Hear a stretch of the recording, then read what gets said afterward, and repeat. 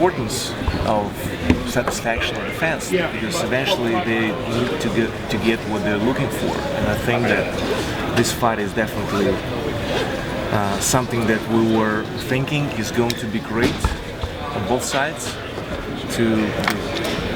One Olympic champion is fighting another one.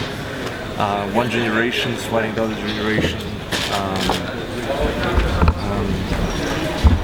So there's a lot of questions still. Is I still have it? Still got it? Or is Anthony is that far to face that opposition? Is he good enough now? So, and all these questions obviously were out there in our minds, but we never thought it's going to be that big. So thankfully it is that, and it's getting even bigger unexpectedly. It's getting even bigger, and the interest is tremendous and amazing. And I'm happy about it, because it's an upscale. It's for me, it's certainly an upgrade in my career as a fighter, to fight in my biggest stage that I ever had in front of 90,000 people. I've never fought in front of so many people. I had maybe 40, 50, 60, but never 90.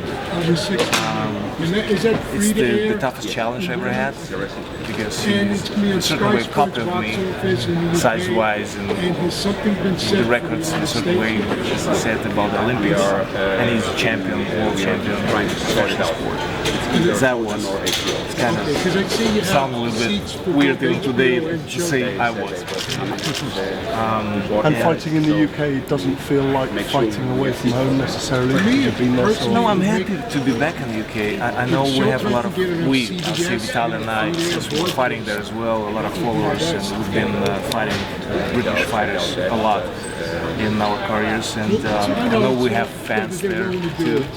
And not to forget boxing is in Great Britain, so it's great to be back. We're boxing kids and actually fighting British stars. And you enjoy fighting a guy with no kind of table throwing and chair throwing? Do you enjoy that build-up where it's more two sportsmen? I never had this before, because usually guys always were in a certain way nasty, or fighters like trying to eat their children and expose you and throw tables, F-words, whatever. So to promote the fight is probably their idea, or chasing on the speedboat, a paddleboard, I don't know, something like that. So, and it shows totally different quality of the sport, and I think the sport of boxing is a sweet science, and it's a sweet sport, and I think it's going to give in a totally different stage for boxing, period.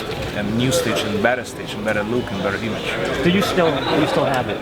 You asked that question about a minute ago about whether you still have it, and you were criticized in the fight with Fury. I mean, what do you think when you think of yourself and you see yourself in the gym? I would say it's a good question for me, and as I said, I'm still struggling with that, like to say, well, I used to be champion, whatever, because I used to be the champ, and now suddenly I'm in a situation where I'm challenger, and it's different to me, and it's more motivating to me, and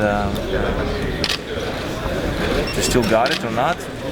These questions will be answered on April 29th. But you wouldn't be here if I didn't have it. Still, exactly, but on the other hand, if I wouldn't believe in myself, I wouldn't be here. But Vladimir, as a follow-up to that, I mean, your legacy is cemented. You're a Hall of Famer. What you did in heavyweight division has not been done before. But what is this, if you beat him, what does that even do for you? Like, where does that take your legacy?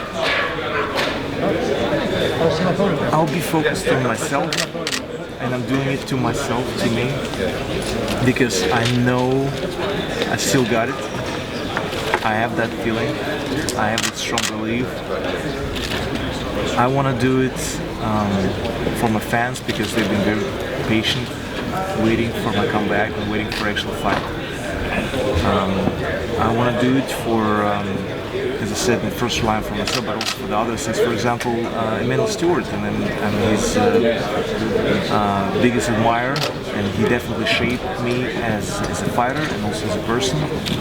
And I think I owe him this fight as well, because he was always saying about, well, Vladimir, you're Wladimir, or Wladimir. your signature fight is gonna come up. It's gonna come up. It's always happening. Just trust me, you know. And I was saying like, when, who, how? There's no opposition. Like, is David Hayes the one? Kind of, you know, pumped up cruiserweight, got into the ring and trying to make a fight. And so, but now it's a signature fight. It's something that I definitely was looking forward to, and something that, as I said, I probably owe to Emanuel as well.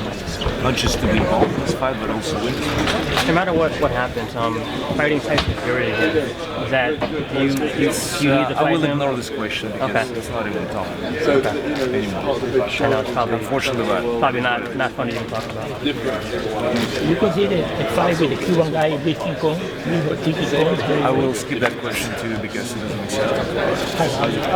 Is it exciting to fight in a place like Wembley again? I mean, it's been a while since you fought. Again, I never fought there. Oh, sorry. Fight in Wembley, period. But Sorry. fighting And a stadium, that's it. fighting in Britain, obviously, it is exciting. It's not Germany because I've been fighting in Germany everywhere. And after, I think I fought there in 1998, somewhere along. So far, last time in London, and I'm happy to come back. Is it strange being the B-side? I know it's very rare that you're the B-side. Ever.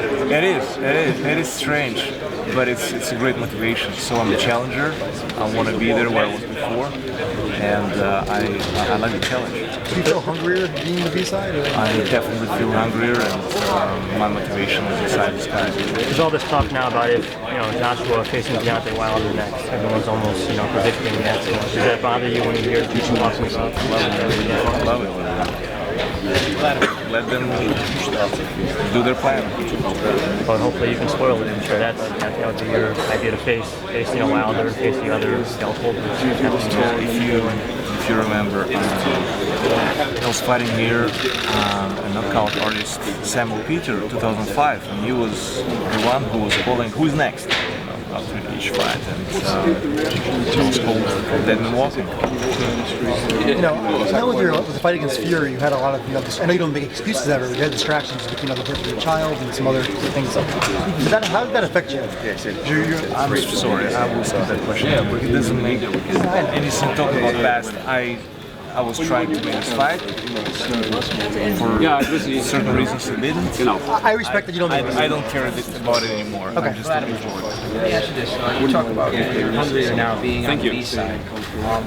Take this into your day-to-day events now. What's your you used to be a champion for so many years. What's it like every day now?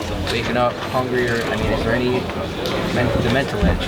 Tell us what's training. My motivation, as I said, is as high as the sky, and I was looking forward to get back in the ring because there are a lot of fans that have been patient about waiting me to see in the ring and fighting again.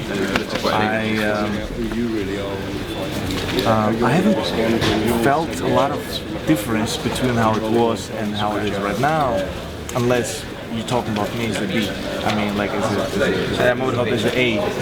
So the one that wants to as a challenger. So that's something new, but I also have been there and I've done that, and I was a challenger previously,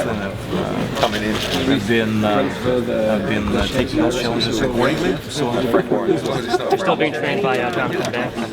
yes, I will not change my team, and if somebody is in doubts that some of the team members are not good, I'll send the emails. I will crush your doubts. Is that, I'm sure you probably hear people saying, Wladimir at this point trains himself, even though Jonathan's your trainer. Would you like to just show people, I guess maybe this will prove people that Jonathan is a world-class trainer and he does do a lot for you?